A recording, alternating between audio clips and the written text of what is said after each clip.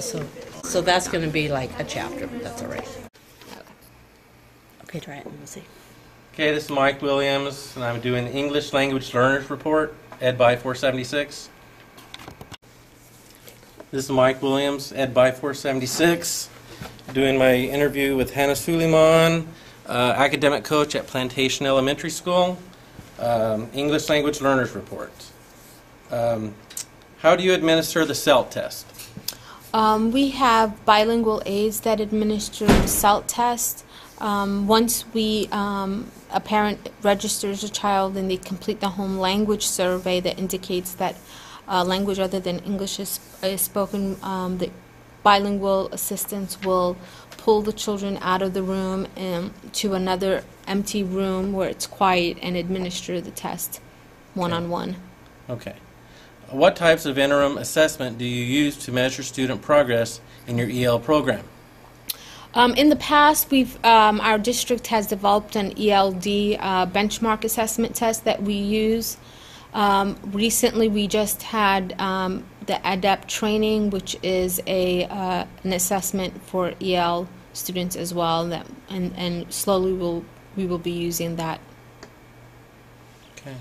What type of diagnostic assessment do you use to identify ELs with learning disabilities? Right now, we don't have a separate test for assessing EL students who have possible learning disabilities, but our school psychologist will assess any student that has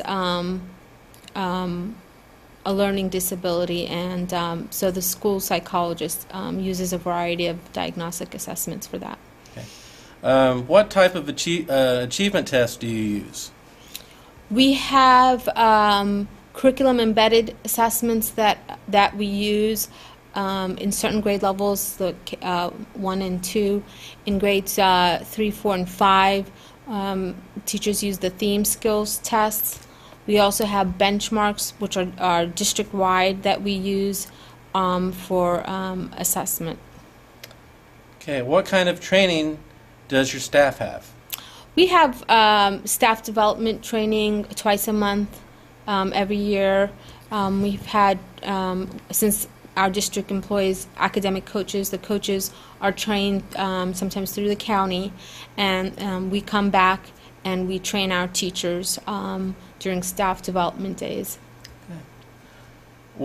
What assessment instrument did you use for redesignation? For redesignation for students, really 3, 4 in grades 3, 4, 5, since we have CST scores on them, we do look at the CST scores as one information, but we also look at student scores and benchmarks. We also look for report card grades and teacher recommendations. For students in K1 and 2, we rely again on the district assessments that we use and the ELD benchmarks, and we also, like I said, recently we just did the ADEPT assessments, and we'll be using those, and teacher recommendation again. Okay. Could you tell me what your designation rate has been for the last 3 years? Actually, at Plantation, our redesignation rate has been better than what the state requires. We're probably between 40 and 50% every year, so we have a very good redesignation rate. Okay. What is your opinion on the interim assessment your district uses? The ELD benchmarks that our district had developed several years ago and that we've been using, personally, were not the greatest. That's why this year we've started training for the ADEPT assessments, and hopefully that we will use for from now till the end of the year, and then begin next year use more of the ADEPT assessments. Okay, for this next section of questions, it deals with program structure. What type of program or programs do you have? Are they bilingual, dual immersion, SEI, or etc.? We at Plantation do not offer bilingual or dual immersion. We are SEI, which is the Sheltered English Immersion, and English mainstream classes. Okay. Did any parents sign waivers for bilingual programs? No. Okay. What type of leadership and/or training does your school district offer for the teachers in this program?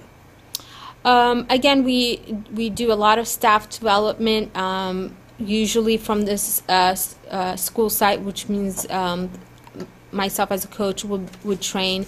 But we also have district-wide training, so coaches will team up and train at different sites in our district. We also send our teachers to workshops sometimes, or trainings that are specific for EL students. Okay. Last question.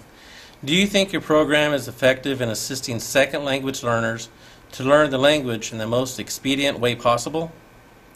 Yes, I think based on our needs, we have about 25% EL students, and for our school, the way we have it, I think works very well.